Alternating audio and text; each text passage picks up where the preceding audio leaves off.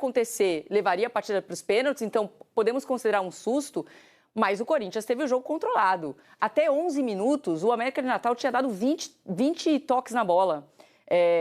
O Corinthians chegou a ter 80% de posse de bola no primeiro tempo, chutou 28 vezes no gol. O problema é que não acertou muito o gol. Né? Dessas 28 ações ofensivas, 6 foram no gol. Então, realmente, o Corinthians foi superior, mas jogou para o gasto, né, Lofredo? Botou o regulamento ali e falou, olha, eu estou em vantagem, venceu o primeiro jogo por 2-1, estou em casa. Se eu precisar acelerar o ritmo, que foi o que o Corinthians faz, que é o que o Corinthians faz no segundo tempo, quando toma o gol logo no início, o Corinthians melhora com a entrada do Garro, né? Jogando com a entrada do Coronaldo, jogando junto com o Garro. No primeiro tempo, a gente via que as ações elas ficavam muito concentradas no lado do Wesley, era a válvula de escape do Corinthians. O gol do Yuri sai pelo lado esquerdo de um passe do Bidon, inclusive. Mas, de fato, assim, né, encantou? Não encantou, mas fez o que tinha que fazer, se classificou.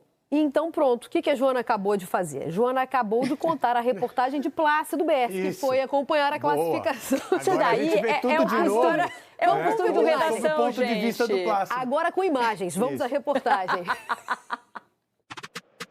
Na bandeira atrás do goleiro Carlos Miguel, uma coincidência. A sombra do antigo camisa 12 ainda estava ali. Não faz nem uma semana que o Cássio saiu. Lembranças nas arquibancadas e homenagem em campo. O lateral Fagner jogou com o número 12 em vez do 23. É uma nova era no Corinthians. E no primeiro jogo, depois da saída do ídolo, o foco estava no Carlos Miguel. Mas também é difícil não reparar nele, né? Vestido de amarelo e com 2 metros e 4 centímetros de altura. Agora é Carlos Miguel e vai ganhar tudo. Vai, Corinthians! Estou muito confiante, Carlos Miguel é gigante e não tem goleiro reserva bom também. Vai, Corinthians, que hoje é nóis! Com o pé sobrou categoria. E com as mãos, o Carlos Miguel só foi exigido aos 23 minutos do primeiro tempo.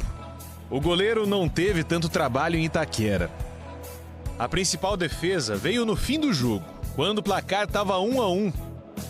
Tudo devidamente registrado no celular do sósia do antigo ídolo.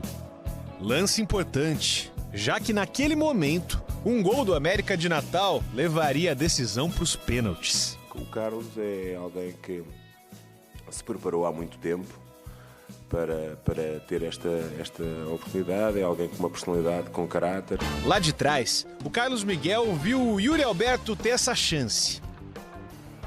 Em outro lance, o atacante abriu o placar de canhota. 12º gol dele em 2024, o artilheiro corintiano na temporada. O que estava tranquilo foi ficando meio tenso. E aí, no segundo tempo, o time do Rio Grande do Norte empatou. O Wenderson pegou na veia. Wenderson, golaço! E fez com que o gigante Carlos Miguel sentisse falta de uns centímetros a mais. No placar agregado, estava 3-2 para o Corinthians. O empate ainda classificava o time do Antônio Oliveira. Mas a vaga nas oitavas de final foi garantida com o gol do zagueiro Kaká. Gol! Kaká! Pro Corinthians! Corinthians!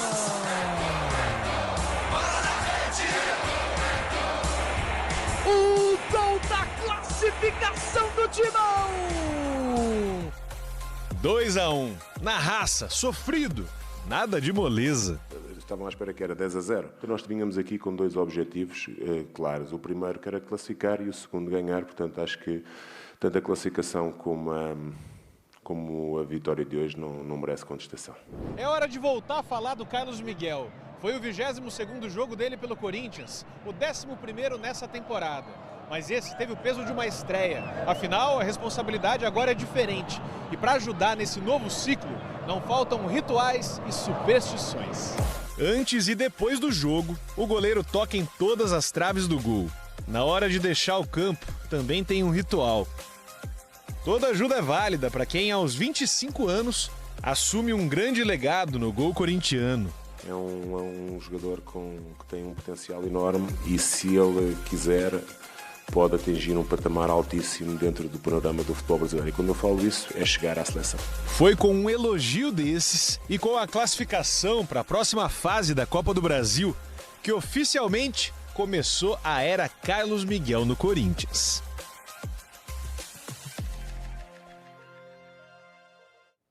Ontem a gente podia ter uma disputa de pênaltis, né? Por pouco. O Yuri Alberto se isolou agora como o 4º maior artilheiro do Corinthians na Neoquímica Arena. Mudou. Virou? Com a chegada do Antônio, Virou a maré. né? Virou, já tinha. Mas evoluiu mais nos últimos tempos, né? São 25 em Itaquera, tá? Só para dar a lista aqui, 25 em Itaquera, o Jadson tem 24, o Jô tem 30, o Roger Guedes 31 e o Romero 32. O Yuri Alberto teve momentos constrangedores na temporada. De parte técnica mesmo. De dificuldade. Acho que é confiança, dificuldade né? para dominar Segurança, a bola, eu movimentação, que assim, você olhava e ficava até, se você tirar a camisa do Corinthians, tirar o ambiente, você fica ali na dúvida sobre se tratar de um jogador profissional, mesmo, em alguns momentos. Claro que não é isso, a qualidade dele está muito mais próxima do que ele vem apresentando agora, pelo histórico que ele tem. Agora está finalizando bem de cabeça, está se posicionando melhor.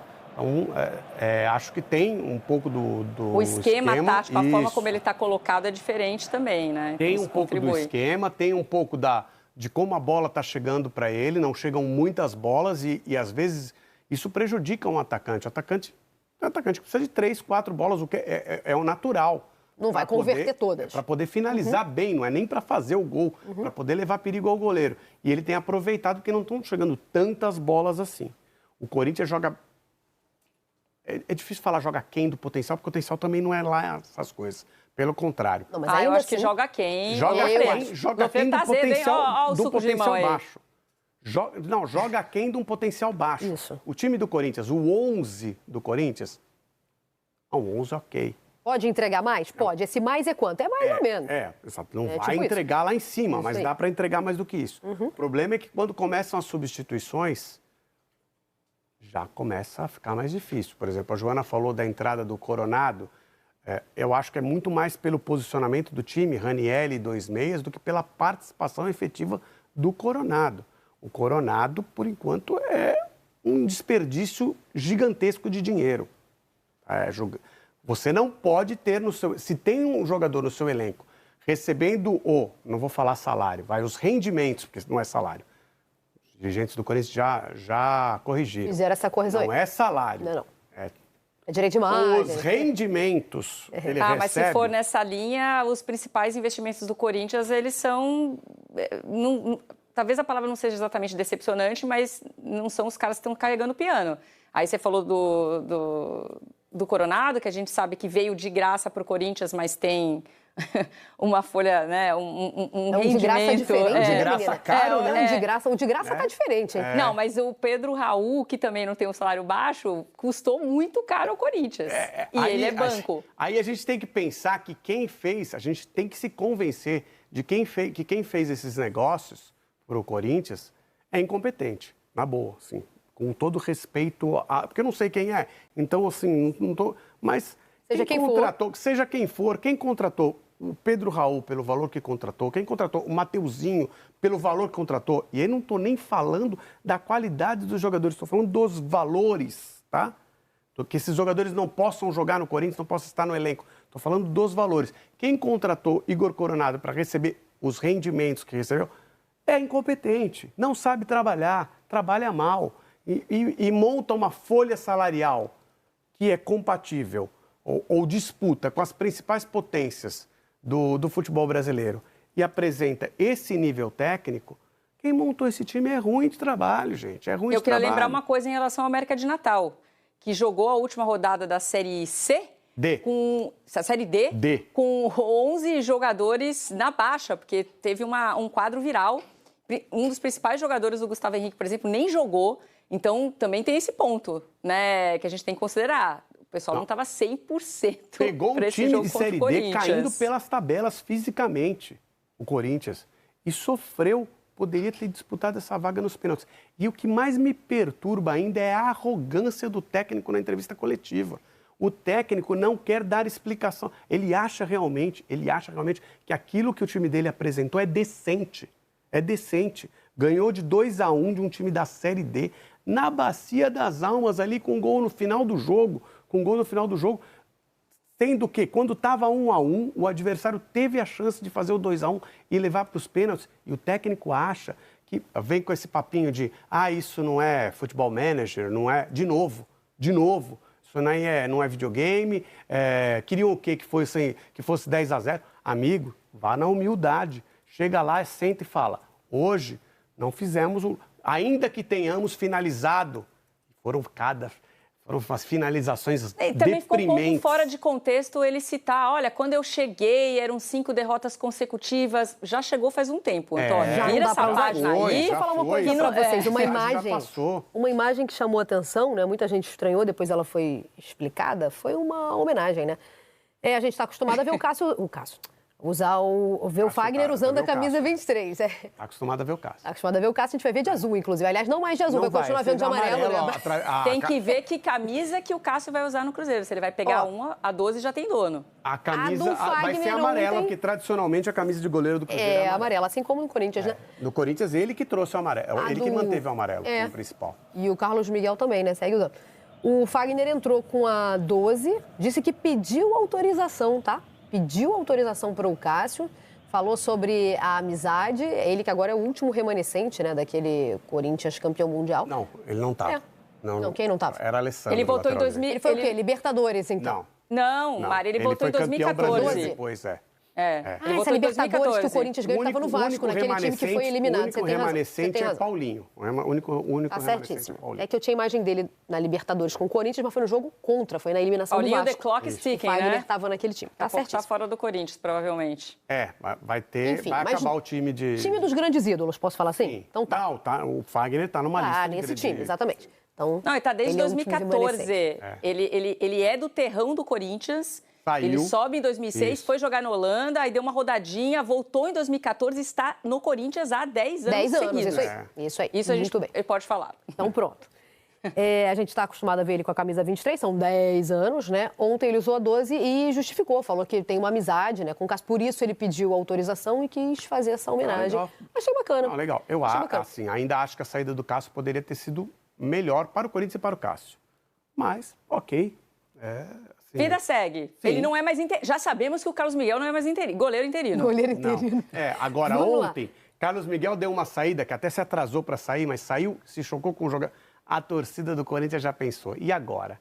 Machuca esse goleiro aí por 3 meses. Veio o Donelli. Joga quem? Donelli, é a fila.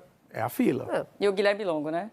Guilherme Longo não, é Felipe Longo. Felipe Longo, Guilherme Longo. Mas o terceiro é o Donelli, confundi com o nome horrível. Sim, que agora Felipe é o segundo. Longo. Agora é o segundo, nesse lance, ó. Mas você imagina, né?